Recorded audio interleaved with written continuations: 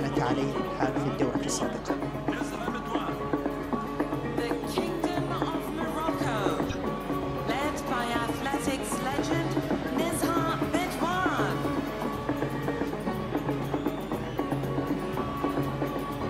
إذن مع استمرار استعراض الرياضيين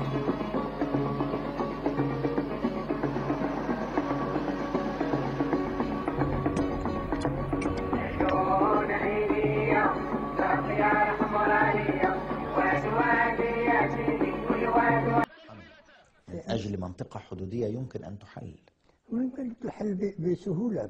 في هذاك الوقت كانوا يعني الحل له، ولكن الملك الحسن الثاني لم يقل بهذا. يعني هذا كانت فرصة للمغرب أن يقوم بحل هذا المشكل.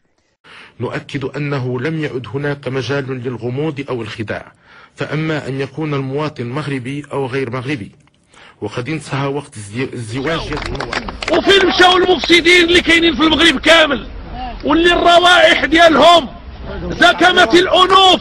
وفين مشاو المفسدين اللي تسبوا في الأحداث ديال العيون؟ فين مشى كل شيء؟ هادشي بان لهم.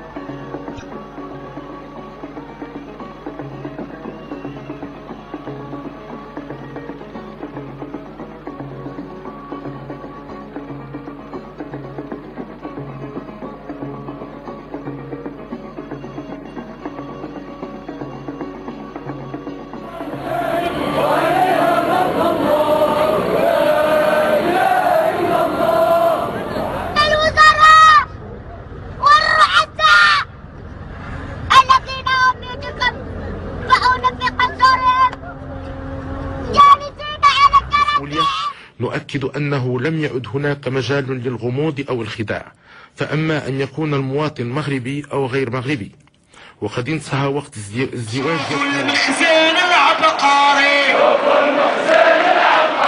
هذا المخزن العبقري، وشحال مطور وقاري، وشحال مطور. هي رسالة الوطنية المتفتحة التي لا تراجع فيها، وهي رسالة شعب صمم العزم على أن يدافع عن حقه المقدس مهما كان الثمن. اليوم التاريخ population au Sahara occidental qui soit population au Sahara occidental qui المخزن العبقري، وشحال مطور وقاري، وشحال مطور وقاري، كيعالج الأزمات. هذه هي الرسالة الأساسية، وأعتقد أن العالم كله، أقول العالم كله، مطالب بأن ينتبه إلى ما سيراه اليوم. أنا على يقين بأن الكثير من المحللين والملاحظين سيفاجؤون مفاجأة عظمى.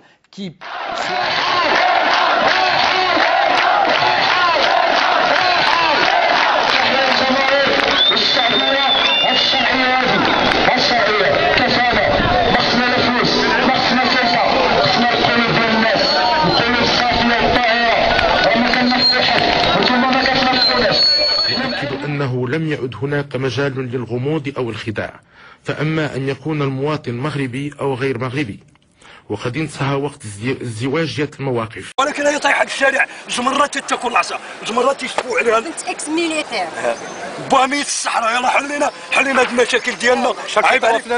شحال تعطيو 12000 ريال. حرب في الصحراء. بحرب في الصحراء. Il faut savoir que le peuple marocain, à chaque fois qu'il sent un petit peu ses valeurs menacées, لا سكن لا عيق لا عيش لا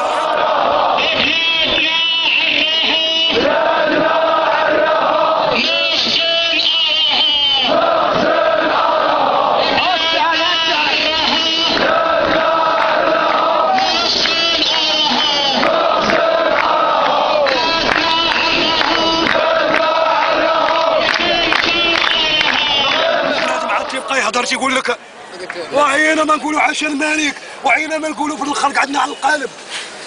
عاش الشعب، بغينا نخدموا عاش الشعب دابا.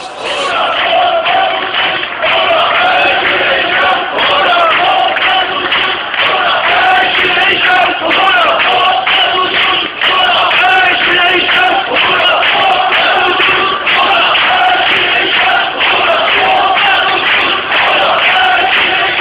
ne faut pas les oublier, tous nos compatriotes qui actuellement se trouvent dans les camps de Tindouf, toutes les victimes du Polisario et de l'Algérie.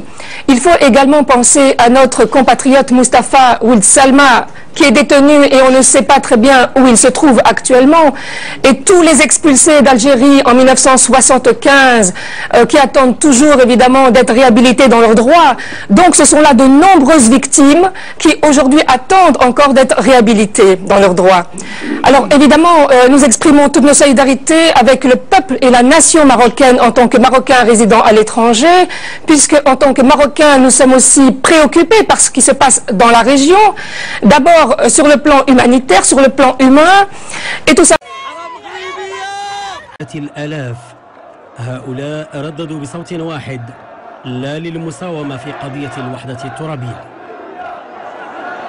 وأكدوا إن كان ذلك يحتاج دعمنا للوحدة الترابية للمغرب، ونحن بنستنكر الصور المستعملة بغير محلها والحملة الصحفية اللي صارت بأوروبا واللي مش بغير محلها وخصوصي بإسبانيا. هذه صور غزة جابوها. Está sobre todo la amistad, la confianza que se ha instaurado y que se consolida aún más con el gobierno de José María Zapatero. Donc, Marie José Zapatero. Je crois que c'est ça. Donc,